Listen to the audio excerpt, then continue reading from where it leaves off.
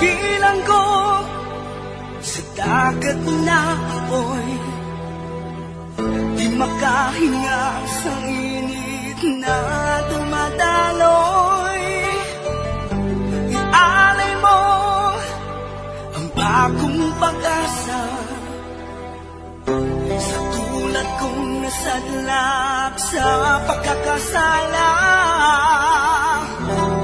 Sa liwat maing adlaw sa inyo tanan mga palangga na mga tagpalamati, sa karon nga adlaw padayuno naton ang katapusan sang sulat nga ginatagan naton sang kabuhi diri sa aton panatuntunan Provincial Jail.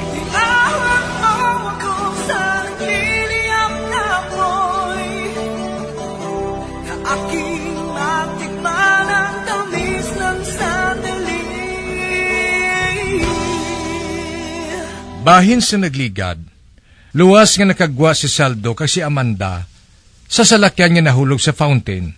Kag sang nagsumalangay ang amon banas, ginhimo niya nga hostage si Amanda. Diri sini nga bahin, padayunon ko ang akon katapusan nga pagsaysay diri sa Provincial Jail. Bah, nakakas ni Amanda ang tabon siya baba. Amanda! Okay ka lang pala? Sir, hindi ako okay. Pero okay lang. Wala na sa paligban nga bisan ano. Basta, siguroon lang ninyo. Bay, ano ba lang buot silingon ni Amanda? Ara, ginhuyog niya sa jutay ang ulo pakadto sa wala. Jack! Nagtulok sa sakon. Kinanglan nga maigo mo siya. Dasi ka! Nagduko si Amanda. Kang iya kamot, nagtupa sa idalo sa baga ni Saldo. Mapatay ka! Bah, hindi!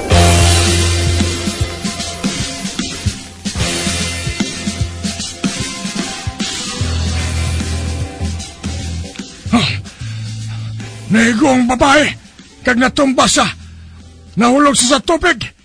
Nakita kong mapula nga tubig tungod sa dugo niya. Ang tuwa ka pulis kataya sila sa armas na sakon. Mapatay ka mo!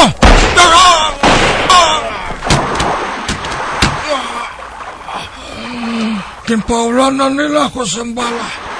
Kag natumba man ako sa tubig. Nakita kong tuwa ka pulis. Nagpalapit sila sa ako ng tangan. Kakamuman sa babae. Isugid! Diin siya, Pabli. Isugid nga sapat ka. Magsugid ka! Bisan ano na lang ginahimo mo diri sa kabuhi mo. Diri sa ibabaw sang duka. Sapat ka! Hindi na ako makabati sa ginambal niya. Makita ko na lang na nagasinggitan siya. Habang natula na sa akon ng akon palamatinan. Akon doa kang mata. Amat-amat nga nagadalam.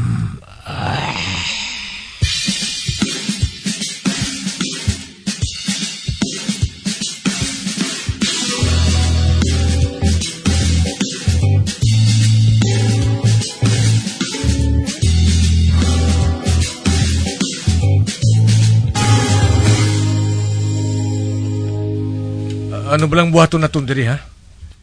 Aring ta diri sa sulod sang conference sa ospital? Makigambal si Hippie sa aton.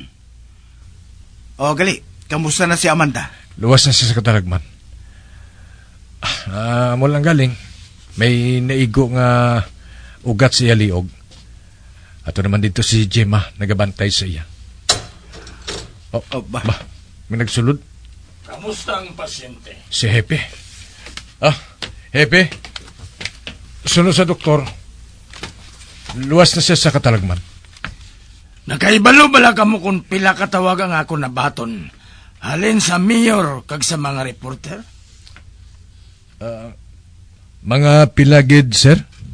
Kada minutos. Kagluyag ko nga matapos na initanan buwas. Matapos ano, sir? Buwas? Buwas! Ba? Kag sa ano matapos ang investigasyon namon, buwas, sir? Kag sino pa nga suspek ang imbestigahon ninyo? Patay ng tanan nga mga suspek. Sunod sa inyo. Amoy nang ginsugid niyo sa akon. Ginpatayan niya si Maximo. Kay ginapatihan niya Naging blackmail siya sini. Sir, kinahanglan nga makaibaluan na kami. Kung sino ang nagabayad kay Saldo. Kung sino ang yabos. Kagano pang labos sina? Ang ato ni Baloon, kung nagatrabaho siya para kay Maximo o kung kay Lydia. Kag wala na kita makaibalo. Kung anong nagkakatabo, tungod ginubos ninyo patay ang suspek. May tao nga nagasuhol sa iya, hepe. Kakinanglan mahibala namon kung sino siya. Nagsisinong sa banta mo ang tao ngayon na. Si Apable. Kag-detective, kung makabati pa gani ako sina, pasakaan ko kamo sang panumbungon. Panumbungon para sa ano, hepe? Ha? Nga magpasibangod kamo sa isa ka tao, nga amoy ng pinaka-powerful nga tao sa pungsod nga ini. Kag mahimo nga siya, amo ang aton mangin presidente. Kag nagaplano kamo, nga higkuan ang iyang ngalan. May ebidensya ba na kamo nga makapamatuod nga may labot si Apable sa nagakatabo nga ini? Wala. Wala kita sang problema. Problema inasang banwa, nga sa diin, dito ang institute. Babae sila nga magpangusisa sina. Kung wala sang ebidensya ng aton department sang investigasyon kay Apable, babae na niya. Maathag bala ina. Pagkatapos ang 24 oras, close na ang kaso ngayon eh.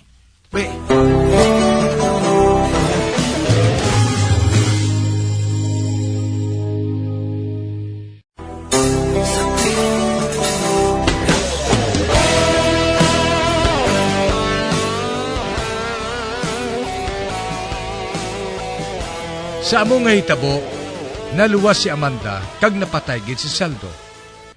Isa ka adlaw sina, ginpatawag kami ni Hepe, kag gusto niya nga hindi pagiangot si Pabli sa amo nga kaso. Sa pagpadayon ko pagid, Ang buot mo silingon, hepe. I-drop namon ang kaso ngayon eh. Ang buot ko silingon, kung may nakita ka mo nga pamatuod sa kay Apable, dasiga ninyo ang paghulag.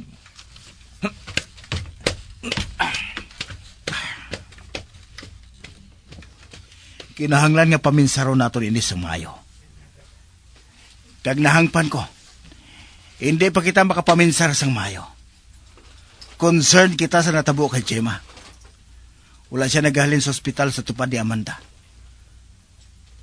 Kag ang luha permanente nga nagailig sa iya mga mata. Bangod sa natabo siya iloy, kag sakay Amanda.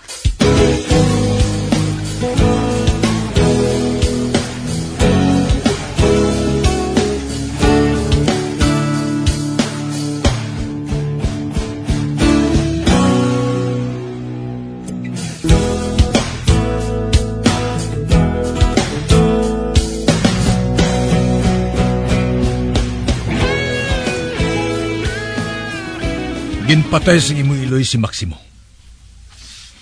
Tungod nagapatis siya, nga ikanta sa sini, nga may labot sa institute. Apang sang nakaibalo si Miriam, sa nagakatabo sa institute, kag nahibala niya, nga may labot ang imo iloy. Nagsugo sa sang isa ka detektive, agud patyon si Miriam.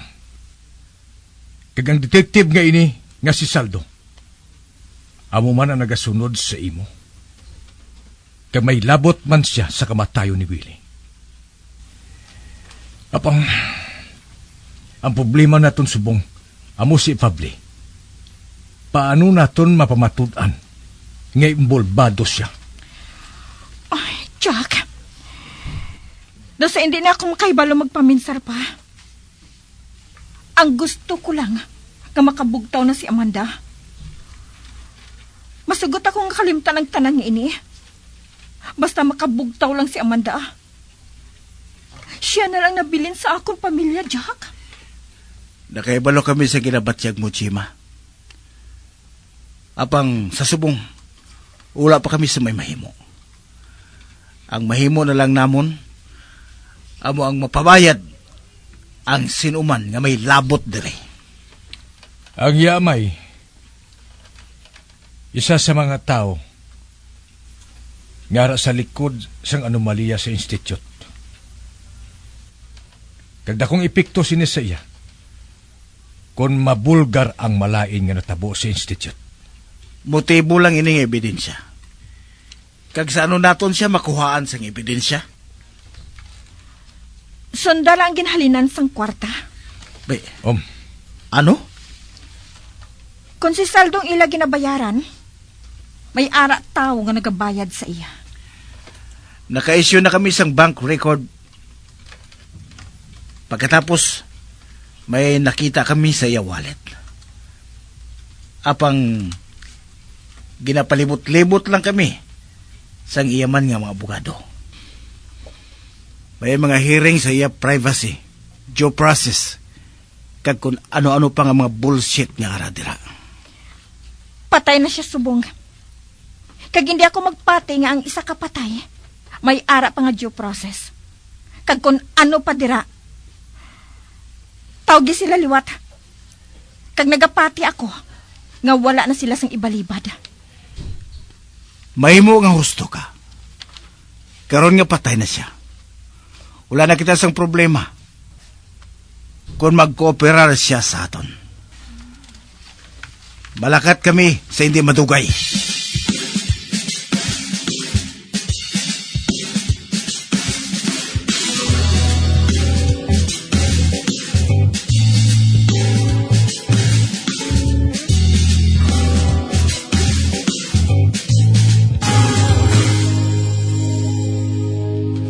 may mo ko bala mambal si superintendent?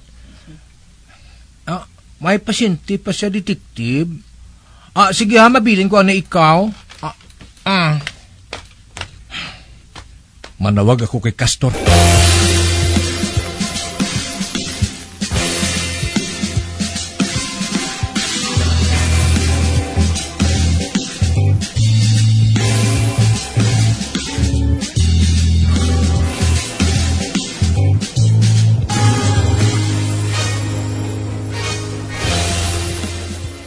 Hello, Jack. May good news. May nilakpan kita. Nadakpan si Afable? Hindi. May jutay pa kita nga problema. Natabid pa ini sa gobyerno. Madamo pa sang payment nga nagadirekta sa account ni Saldo. Kagini lang ina. May nakita pa ako nga iban pa nga ginabayaran pa dira sa bukid.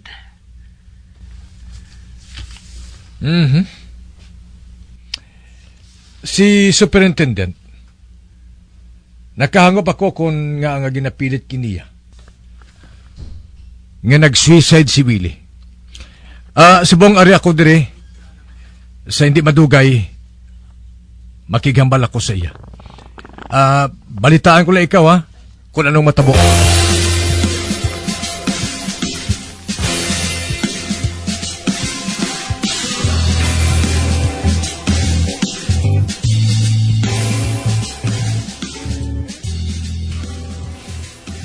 Nagkahibalo ako sang tuyo mo, detective. Karon, superintendent, sugiran mo na bala ako kung para sa anong kwarta nga ginapadala sa imo? Ang matuo, detective. Amo ini nagatublag sa akon kung mabuyagyag sa publiko ang parte sa institute. Nagalain kami sa ila panulok. Apang hindi ang matuod.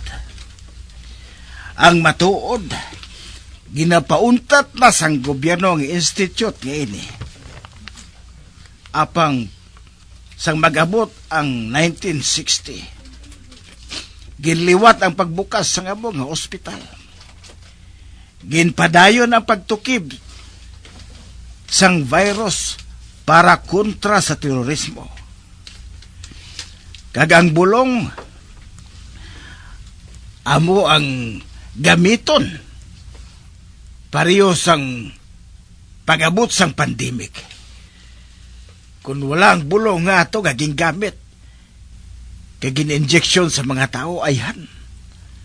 Madamo na sang napatay sa mga tinion ngayon eh. Kag ang mga natukiban nga mga bulong, king nahanglan, gamiton nga ini eksperimento sa mga tao.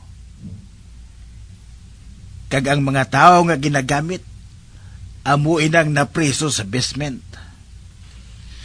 Mga tao nga hindi mapuslan sa syudad. Mga tao nga wala sang husto nga kinamatarong nga magpadayon nga magpangabuhi sa planeta ngayon eh. Amuin na nga nagakapatay sila sa eksperimento. Kag matuod bala, ngang mga taong hindi maalam, among ginahimo ninyo, nga daw sa giniyapig. Paano si Miriam? Paano si Willie? Jutay lang sila ikumparar sa ginahimo ngayon sa institute. Ginhimo ini nga dipinsa sa aton pungsod sa aton mga kaway. Kag kinahanglan lang nga may isakripisyo para sa kaayuhan sang pungsod kag sa palabuton nga henerasyon. Apang sang may makatukib sang tinutuyo sining institusyon, naadlok sila nga magrally ang mga tao. Kagin amat-amat nila nga ginpauntat ang program. Bangod nahadlok man sila sa mga tao nga magaprotesta sini. Ginsunog nila ang mga papilis dire. Amat-amat nga gintinloan ng ospital nga ini. Para wala sa may mag-alsa nga mga tao. Labi na sa mga paryente sa mga tao nga nagkalamatay nga gingamitan sang mga eksperimento. Hindi ang amon tinutuyo. Katungdanan sang tanan nga magpangapin sa aton dutang na tauhan.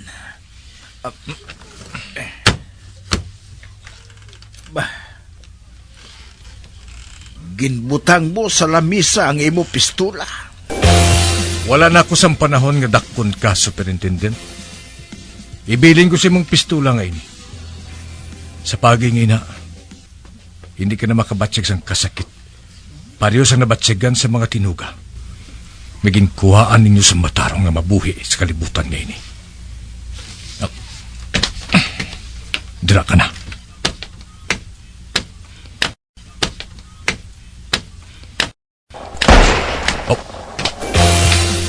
May lupok ako nga nabatian.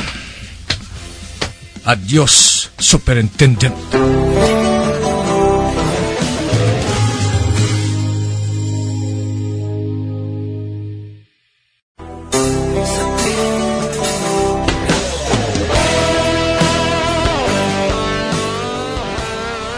Subong ang ospital, ginbuksan liwat.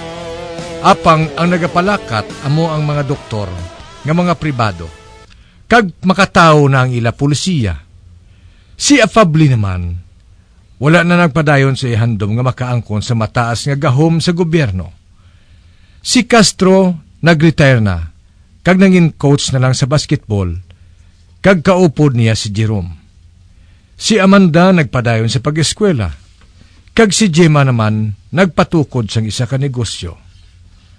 Ako, nagplano ako nga panguligan si Gemma kag ipakasal. Hasta diri na lang ang akon pagsaysay. Ang tagpadala, Jack. Bilang ko sa dagat na apoy, di makahinga sa init na dumadaloy. Ialay mo ang bagong pag-asa sa tulad kong nasadlak sa pagkakasala. Kag diri natapos ang kasaysayan nga aton man ginhatagan sang kabuhi. Diri sa aton panatuntunan, Provincial J. Kag kami diri sa gihapon wala gid nakakalipat sa pagpangagda sa inyo. Gakun kabuman may kasaysayan, ipadala lang diri sa atong palatuntunan, Provincial J, DYWB, Bombo Radio, Bandalagan, Siyudad Sang Bacolod, sa direksyon ni Melvin Gatuslao.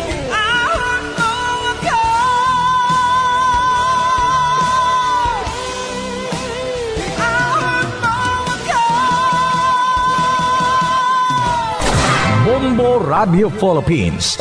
Patuloy na #1 sa drama. Basta Radio! Bombo!